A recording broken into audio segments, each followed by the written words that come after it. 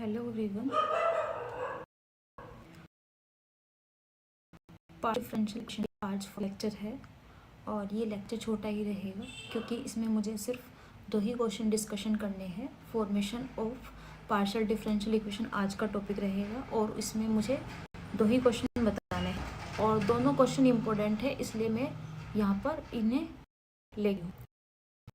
मैंने बताया था formation of partial differential equation के मैंने 7-8 क्वेश्चन कराए थे, तो उसमें ये 2 क्वेश्चन छूट गए थे यहाँ पर, तो मैं आज इनको लेके आई हूँ और काफ़ी दिनों बाद मैं ये वीडियो लेके आई हूँ क्योंकि इस बीच बीएससी वालों के भी एग्ज़ाम हुए हैं, तो उनके भी लेक्चर अपलोड करने थे क्योंकि उनके भी बहुत सारे टॉपिक ऐसे थे जो मतलब बच्चों को मतलब ऑफलाइन पढ़ाया गया, उसके बाद भी उनके वो वीक पॉइंट थे, तो उनको मैंने डिस्कशन किया ऑनलाइन पे। जैसे कि नंबर थ्योरी है, गेम थ्योरी है, इनके कई सारे लेक्चर बनाए हैं मैंने, कई सारी वीडियो अपलोड किए हैं, तो इसलिए मैं पार्शियल डिफरेंशियल इक्वेशन की वीडियो अपलोड नहीं कर पा रही थी।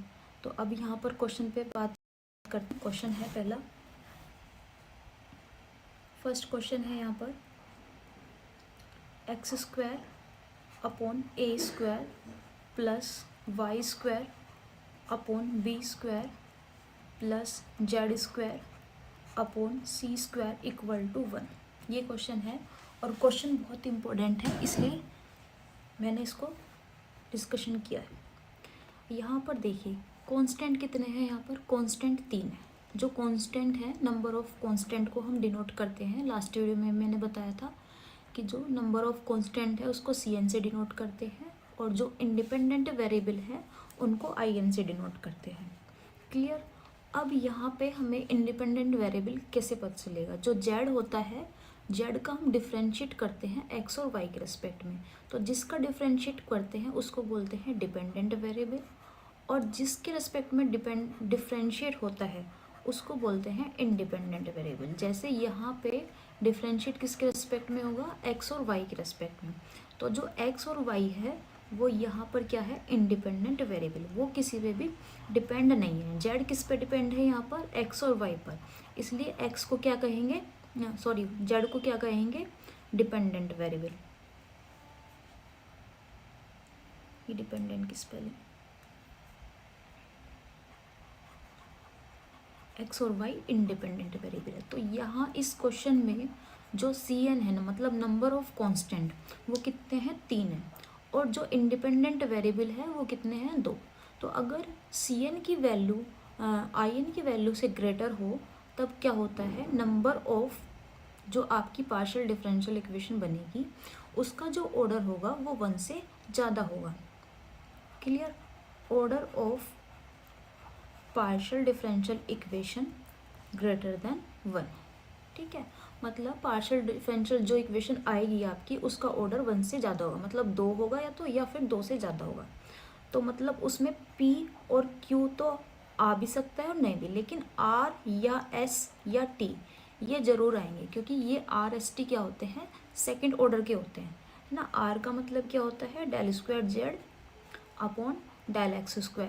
S का मतलब क्या होता है? Del square Z del S del Y, या इसको आप ऐसे भी लिख सकते हैं del square Z del Y del X। एक ही बात होती है, ये लिख लो चाहे ये लिख लो।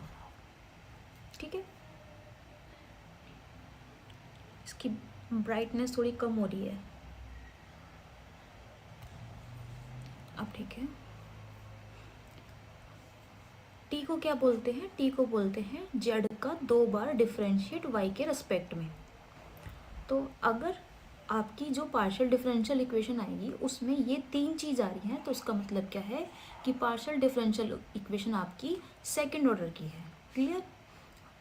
तो अगर ये ग्रेटर देन है यहाँ पर, तो number of partial differential equation क्या होता है? ग्रेटर देन 1 होता है। और साथ में अगर ये लेस देन या इक्वल टू है तो जो पार्शियल डिफरेंशियल का ऑर्डर होगा वो क्या होगा? 1 के इक्वल होगा। मैं ये बात नोट कर देती हूँ यहाँ पे, अगर CN की वैल्यू लेस देन IN हो या CN की वैल्यू IN के इक्वल हो, तब दोनों ही कंडीशन में क्या हो जाएगा? Order of partial differential equation will be 1। ठीक है, इस वाली कंडीशन में, इस वाली कंडीशन में, लेस देन वाली कंडीशन में आएगा इनफाइनाइट नंबर ऑफ सॉल्यूशन,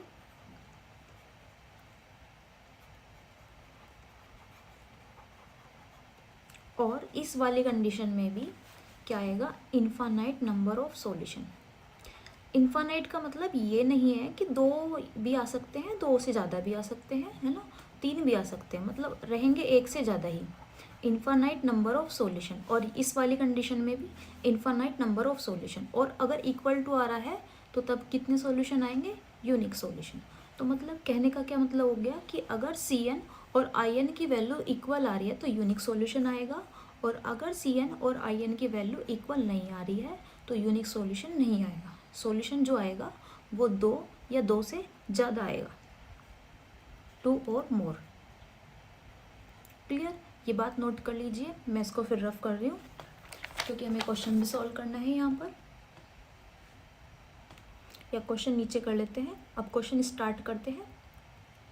देखिए क्वेश्चन में क्या है, क्वेश्चन में यहाँ से स्टार्ट कर रही हूँ, यहाँ से मैं क्वेश्चन स्टार्ट कर रही हूँ। क्वेश्चन है आपका x² upon a² plus y² upon b² plus z² upon c² equal to 1। Clear? तो हम यहाँ पे सबसे पहले क्या करते हैं, लास्ट वीडियो में भी मैंने बताया था कि z का डिफरेंशिएट पहले x के रेस्पेक्ट में करते हैं, फिर y के रेस्पेक्ट में करते हैं, और अगर ज़रूरत पड़े तो फिर से x का x के रेस्पेक्ट में दोबारा से करेंगे और y वाले का दोबारा से डिफरेंशिएट करेंगे, क्योंकि यहाँ पे तो कांस्टेंट हमारे क्या है, इंडिपेंडेंट वेरिएबल से ज़्यादा है, तो हमें जो डिफरेंशियल इक्वेशन मिलेगी वो क्या मिलेगी, सेकेंड ऑर्डर की डिफरेंशियल इक्वेशन मिलेगी। तो इसका मतलब क्या है कि 2 बार आपको डिफरेंशिएट करने पड़ेंगे, x के रेस्पेक्ट में भी, y के रेस्पेक्ट में भी। ठीक है, तो सबसे पहले हम इसको इक्वेशन नंबर फर्स्ट लेट कर लेते हैं और लिखेंगे यहाँ पर differentiate of equation first with respect to x के रेस्पेक्ट में हमने डिफरेंशिएट किया। यहाँ पे हम डिफरेंशिएट कौन सा कर रहे हैं, पार्शियल डिफरेंशिएट कर रहे हैं।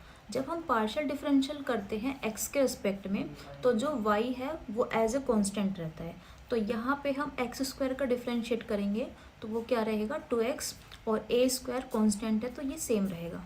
ठीक है, y² यहाँ पर कांस्टेंट है और नीचे वाला भी कांस्टेंट है, पूरा कांस्टेंट बन गया, क्योंकि कांस्टेंट के किसी से भी डिवाइड करें या मल्टीप्लाई करें तो वो कांस्टेंट ही रहता है। ठीक है, तो ये पूरा क्या है, कांस्टेंट है जब x के रेस्पेक्ट में डिफरेंशिएट कर रहे हैं, तो ये 0 हो जाएगा इसका डिफरेंशिएट। फिर z का डिफरेंशिएट क्या होगा, z का डिफरेंशिएट होगा 2z अपॉन c², और z का एक बार से फिर और डिफरेंशिएट करना है सब्स्टिट्यूशन मेथड से, तो लिखेंगे del z upon del x। अब इसको आप p भी लिख सकते हैं, ठीक है, इसको p भी लिख सकते हैं, इक्वल टू यहाँ पे 1 है, 1 का डिफरेंशिएट क्या हो जाएगा, 0। अब इस पूरी को किससे डिवाइड कर देंगे, 2 से डिवाइड कर देंगे, तो क्या आएगा x अपॉन a², और इसको मैंने p लिख लिया, ये आ जाएगा z into p upon c² equal to 0। अब क्या करेंगे, इसका एलसीएम ले लेंगे, एलसीएम लेने पे नीचे क्या आएगा, a² इंटू c², जो कि कहाँ चला जाएगा, राइट साइड में। अब क्या आएगा इधर, x c² plus zp a² equal to 0। Clear? अब इसके बाद इसको लेट कर लेते हैं इक्वेशन नंबर 2। फिर एक बार और डिफरेंशिएट करेंगे फर्स्ट का y के रेस्पेक्ट में, यहाँ लिखेंगे पार्शियल। अगर सब्जेक्टिव पेपर आ रहा है आपका तो आपको पार्शियल जरूर लिखना है, यहाँ पे partial differential of equation second with respect to y।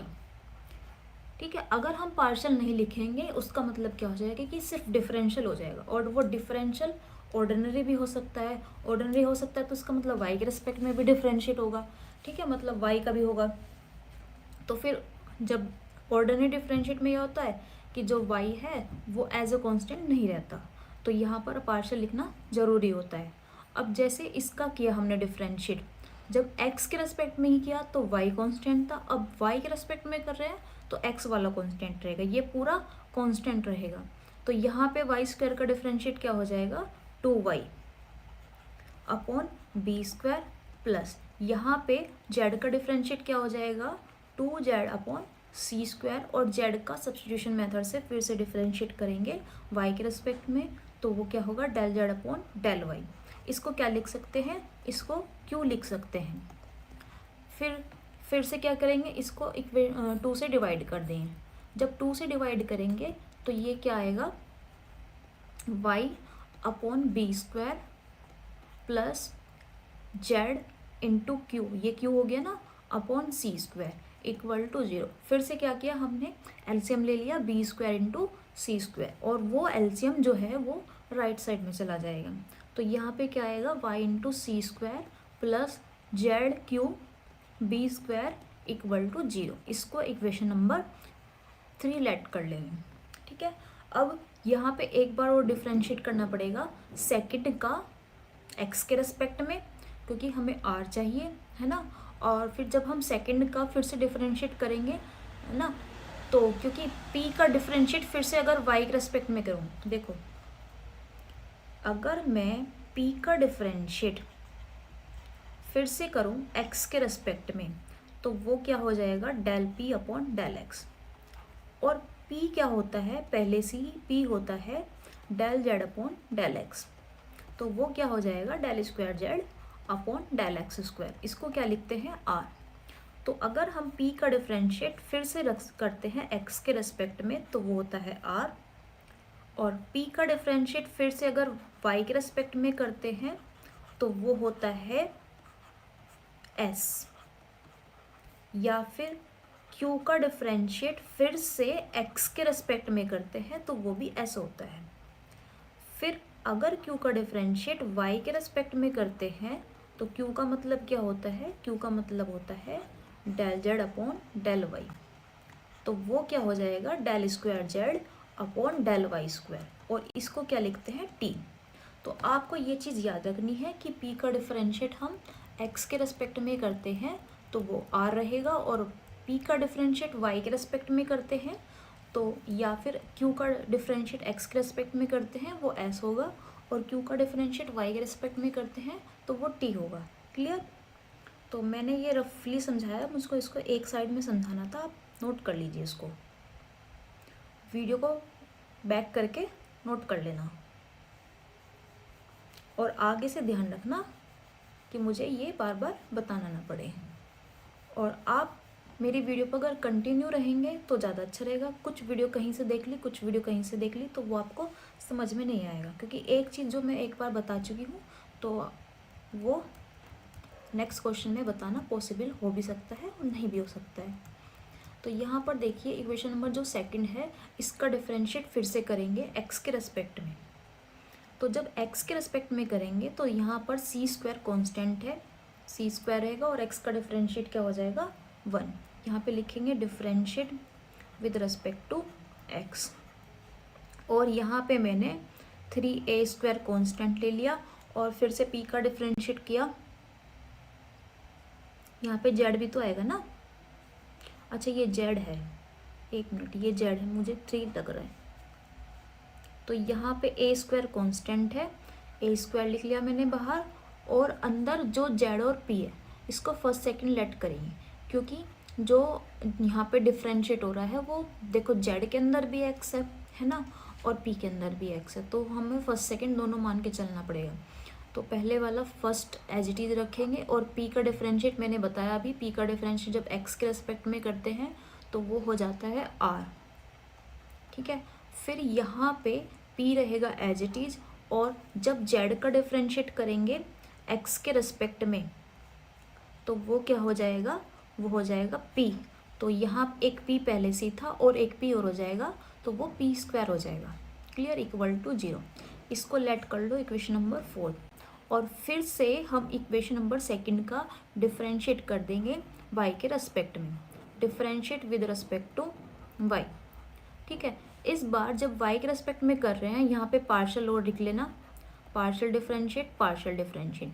ठीक है, जब पार्शियल डिफरेंशिएट कर रहे हैं y के रेस्पेक्ट में तो x एज ए कॉन्स्टेंट है, ये पूरा कॉन्स्टेंट है, तो इसका डिफरेंशिएट 0 हो जाएगा।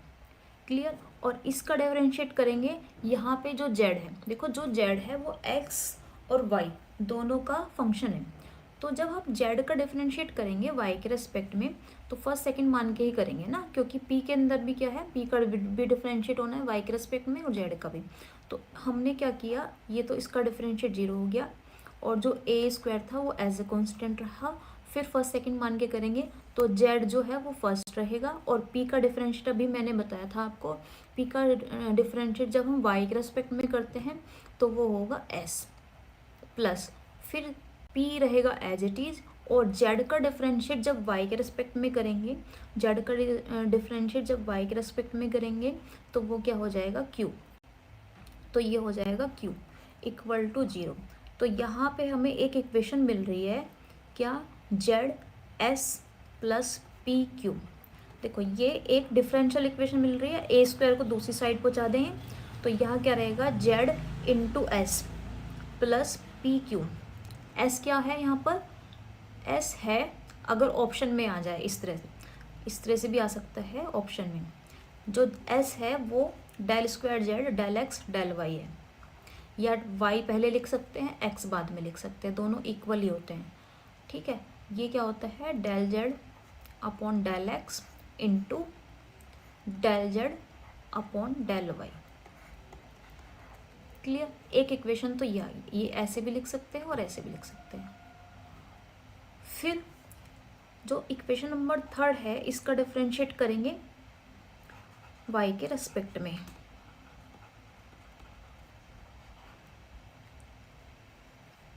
यहाँ पे जब हम y के रेस्पेक्ट में करेंगे डिफरेंशिएट तो ये हो जाएगा सी स्क्वायर, फिर b square as a constant ले लिया और जेड और क्यू को फर्स्ट सेकंड मानेंगे, क्योंकि जेड यहाँ पे, जेड भी इसका फंक्शन है वाई का और क्यू का भी डिफरेंशिएट वाई के रेस्पेक्ट में हो सकता है।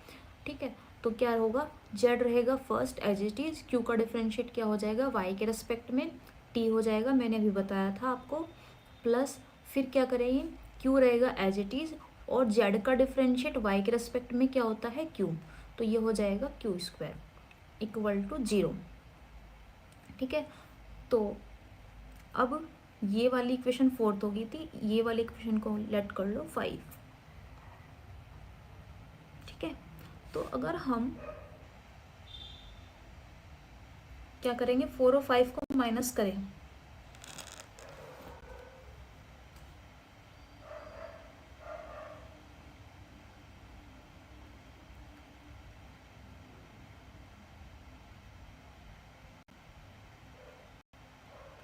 एक तो आगे आपकी p q plus z s equal to 0।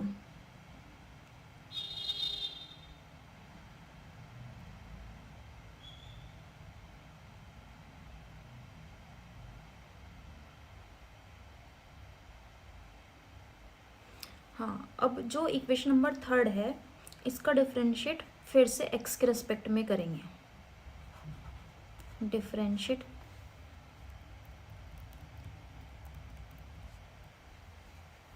With respect to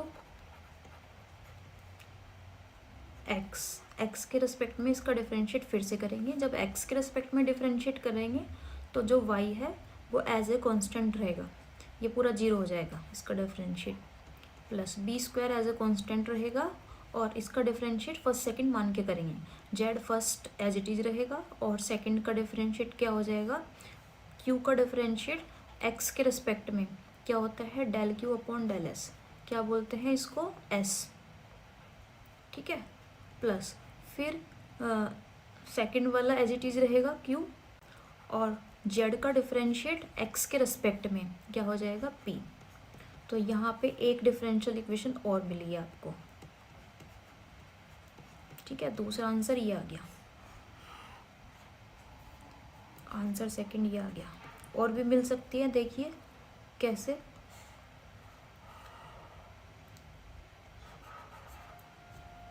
option में आपको ये भी दे सकते हैं, ये भी दे सकते हैं, ऑल ऑफ दीज भी दे सकते हैं, है ना, इस तरह से होगा। अभी एक दो भी और आ सकती हैं, देखिए जितनी पॉसिबल हो उतनी निकालते हैं।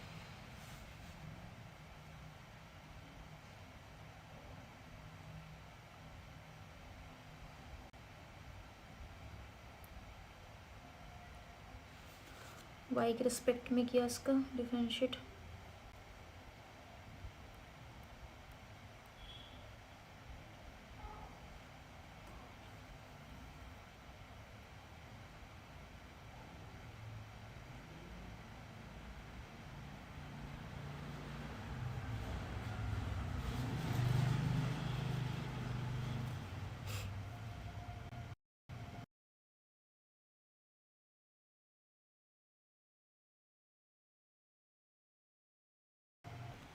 जो ये हमारी इक्वेशन सेकंड आ रही थी ना, यहाँ से सी स्क्वायर की वैल्यू निकाल लेंगे और वो सी स्क्वायर की वैल्यू इक्वेशन नंबर 5 में रख देंगे।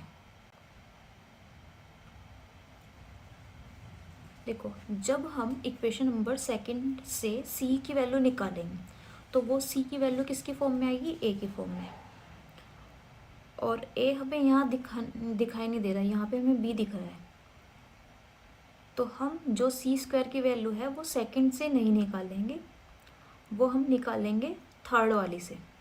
ठीक है, जो सी स्क्वायर की वैल्यू है वो थर्ड से निकालेंगे और वो बी की फॉर्म में आ जाएगी और वो रखेंगे फिर हम 5 में। ठीक है, ट्राई करते हैं।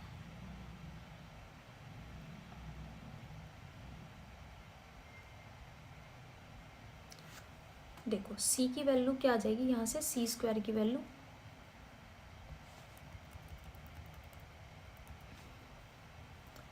यहाँ से सी की वैल्यू क्या आ जाएगी, सी स्क्वायर की वैल्यू आ जाएगी, ये इधर जाके माइनस में हो जाएगा, z q b square upon y.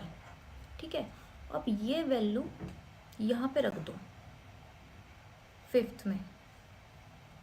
ठीक है, तो सी स्क्वायर की जगह क्या रखा, माइनस के z q b square upon y plus b square z t plus q square equal to 0। ठीक है, अब क्या करेंगे, हम बी स्क्वायर कॉमन ले लेंगे यहाँ से और बी स्क्वायर को कहाँ पहुँचा देंगे, राइट साइड में। तो ये आएगा माइनस के जेड क्यू और वाई भी एलसीएम में ले लेंगे, है ना, वाई कहाँ जाएगा, इसके साथ मल्टीप्लाई में हो जाएगा, plus y z t plus q square equal to 0। तो ये एक इक्वेशन ये आ गई आपकी, z t plus q square. Constant नहीं बचना चाहिए, जो भी आपका आंसर आ रहा है ना लास्ट में, उसमें कॉन्स्टेंट नहीं आना चाहिए, वो सिर्फ एक्स वाई पी क्यू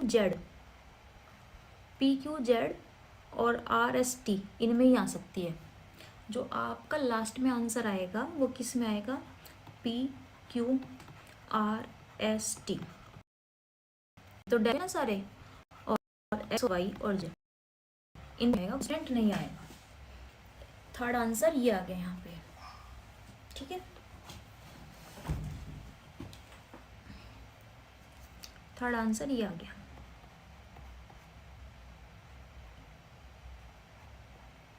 चलिए एक क्वेश्चन और लेते हैं यहाँ पर।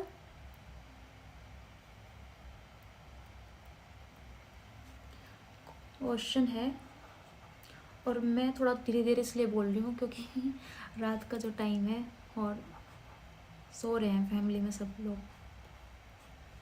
सिर्फ मैं ही हूँ कि जाग रही हूँ। वाई एफ एक्स टी, ये क्या हो गया, वाई एक्स माइनस 80 प्लस, यहाँ पे जी भी हो सकता है और कैपिटल एफ भी, एक्स प्लस 80। ठीक है, ये तो बहुत इजी क्वेश्चन है, ये तो मुझे आप पे छोड़ देना चाहिए था। आप यहाँ पे देखो y का डिफरेंशिएट हो रहा है, ज़रूरी नहीं कि जेड ही हो। ठीक है, y का डिफरेंशिएट होना है किसके रेस्पेक्ट में, x और t के। तो यहाँ पे जो डिपेंडेंट वेरिएबल है वो y है।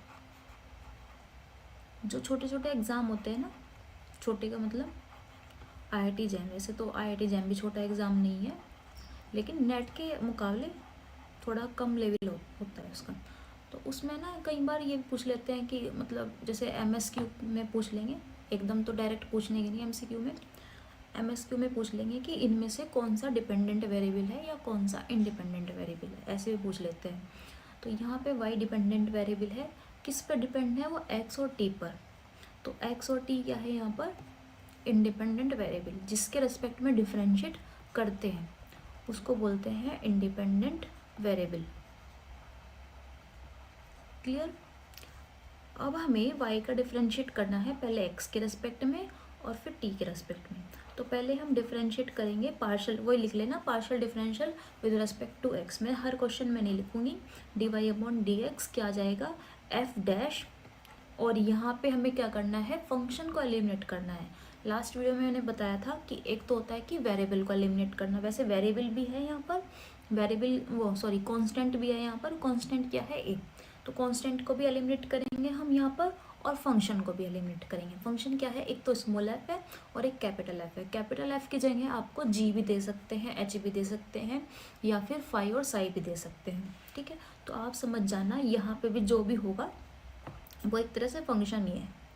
ठीक है, तो हम यहाँ पे किसको एलिमिनेट करेंगे? कांस्टेंट को भी एलिमिनेट करेंगे और फंक्शन में भी। लास्ट में वीडियो में जो मैंने बताया था उसमें सिर्फ आपको फंक्शन को ही एलिमिनेट करना था, तो ये भी एक थोड़ा सा स्पेशल टाइप का क्वेश्चन है, क्योंकि कांस्टेंट को भी एलिमिनेट करना है आपको और फंक्शन को भी एलिमिनेट करना है। तो एक ऑर्डिनरी टाइप का क्वेश्चन है, मतलब अच्छा क्वेश्चन है और ईजी है। तो देखिए क्या करेंगे, फंक्शन का डिफरेंशिएट किया तो क्या होगा? F dash x minus a T. साथ में एक्स अंदर वाले का भी डिफरेंशिएट करेंगे, मतलब एक्स का डिफरेंशिएट करेंगे तो वो 1 हो जाएगा। तो 1 चाहे आप इंटू में लिखो चाहे ना लिखो, है ना, क्योंकि मल्टीप्लाई करके वही आना है। प्लस यहाँ पे क्या होगा? F dash x plus a T. फिर अंदर वाले का भी डिफरेंशिएट करेंगे तो वो वही 1 हो जाएगा। फिर इसी तरह से आप यहाँ पे वाई तो नहीं है, यहाँ पे वाई का डिफरेंशिएट करेंगे टी के रेस्पेक्ट में। टी के रेस्पेक्ट में डिफरेंशिएट करेंगे F dash x minus a t, और अंदर वाले का भी डिफरेंशिएट करेंगे। एक्स का डिफरेंशिएट क्या हो जाएगा? 0, और माइनस के ए, और टी का डिफरेंशिएट क्या हो जाएगा? 1। तो ये क्या आएगा? 0 माइनस ए, मतलब कि 0 माइनस ए ही लिख रही हूँ। कुछ बच्चे ना बहुत डायरेक्ट करके ना कंफ्यूज हो जाते हैं कि क्या बोला था। यहाँ पे क्या होगा? F dash x plus a t, और फिर अंदर का भी डिफरेंशिएट करेंगे तो क्या होगा? एक्स का डिफरेंशिएट 0, और यहाँ पे ए टी का डिफरेंशिएट ए। ठीक है, तो ये क्या आ रहा है? F dash x minus a t minus a, और f dash x plus a t a. ठीक है, अब हम क्या करेंगे, इसका अगर हम एक बार और डिफरेंशिएट करें तो यहाँ पे जो माइनस है वो प्लस हो जाएगा, और ये भी प्लस में आ जाएगा, मतलब ए स्क्वायर आ जाएगा। तो अगर मैं इसका एक बार और डिफरेंशिएट करती हूँ, ये तो डी वाई अपॉन डी, ये तो d y upon d t है, मैंने इसका एक बार और डिफरेंशिएट कर दिया तो ये हो जाएगा d square y upon d t square f double dash x minus a t, और माइनस ए पहले से ही रहेगा, लेकिन जब हम इसका एक बार और डिफरेंशिएट कर रहे हैं तो एक माइनस ए और आएगा, तो वो क्या हो जाएगा? माइनस ए और माइनस ए स्क्वायर हो जाएगा। ठीक है, इसी तरह से यहाँ पे एफ डैश डबल डैश आ जाएगा एक्स प्लस ए टी, और एक ए पहले से ही था, और एक कब आएगा? जब अंदर वाले का भी डिफरेंशिएट करेंगे, तो ए स्क्वायर आ गया। तो यहाँ पे हम क्या कर सकते हैं? ए स्क्वायर कॉमन ले सकते हैं, तो ये आ जाएगा F double dash x minus a T plus F capital F double dash x plus a T. ठीक है, अब क्या करेंगे, इसकी वैल्यू क्या होगी वो देखना है। इसकी वैल्यू कैसे आएगी? अगर मैं इसका एक बार और डिफरेंशिएट कर दूं एक्स के रेस्पेक्ट में, तो वो क्या आएगा? F dash double dash x minus a t, और एक्स अंदर वाले का भी डिफरेंशिएट करेंगे, एक्स का डिफरेंशिएट 1 हो जाएगा ना, तो फिर इसका भी डिफरेंशिएट करेंगे capital F double dash x plus a T. तो यहाँ पे भी क्या होगा? एक्स का डिफरेंशिएट करेंगे तो 1 ही आएगा। तो हम इसकी वैल्यू क्या लिख सकते हैं? यहाँ पे d square by d x square equal to a square और d square by d t, ये आंसर आ रहा है। तो इक्वेशन हमें कौन सी मिल रही है? सेकंड ऑर्डर की इक्वेशन मिल रही है। और सेकंड ऑर्डर की इक्वेशन कब मिलती है? जब सी एन की वैल्यू क्या हो? ग्रेटर देन हो आई एन की वैल्यू से, है ना। लेकिन यहाँ पर सी एन ऐसा कुछ नहीं है, क्योंकि यहाँ पे हमारे वेरिएबल्स भी हो गए, हमारे यहाँ पे फंक्शन भी हो गए, फंक्शन को भी एलिमिनेट करना था ना हमें यहाँ पे, तो दो तो फंक्शन ही हो गए और एक क्या करना था? कांस्टेंट। 3 चीज़ें एलिमिनेट करना था, और इंडिपेंडेंट वेरिएबल 2 थे यहाँ पे, तो इसलिए हमें जो इक्वेशन मिल रही है वो सेकंड ऑर्डर की मिल रही है। लेकिन वैसे भी इसमें नहीं चेक करना होता, वो उसमें चेक करना होता है, जैसे ऊपर वाला क्वेश्चन था। ठीक है, चलिए वीडियो ये ख़त्म होगी, बस मुझे ये 2 ही क्वेश्चन समझाने थे, और इसके बाद में अभी चैप्टर नया जो टॉपिक है वो स्टार्ट करती हूँ, जहाँ पे हम पढ़ेंगे टाइप्स ऑफ सॉल्यूशन। और ये वीडियो ख़त्म हो जाएगी। वीडियो को अगर आप अच्छा लगा है, आपको मेरे कंसेप्ट कैसे लग रहे हैं वो बताना। आप कमेंट भी कर सकते हैं कि हमें इस चीज़ में ये डाउट आ रहा है कि ये चीज़ समझ में नहीं आई, तो मैं आपको कोशिश करूँगी कि नेक्स्ट वीडियो में उसी चीज़ को अच्छे से एक्सप्लेन करूँ। और जहाँ मेरी आपको कमियाँ लग रही हैं आप बता सकते हो कमेंट बॉक्स में, ताकि मैं उनको इम्प्रूव कर सकूं। और वीडियो को आप शेयर करिए। ये बीएससी और एमएससी के भी टॉपिक हैं, उनके भी ये क्वेश्चन है, क्योंकि अभी तो बेसिक ही चल रहा है। और उसके बाद मैं कोशिश करूँगी कि मैं जो नेट या इनके पीवाईक्यू हैं उनको भी सॉल्व कराऊँ, डिफरेंशियल इक्वेशन और पार्शियल डिफरेंशियल इक्वेशन को। क्लियर? चलिए वीडियो को ख़त्म करते हैं।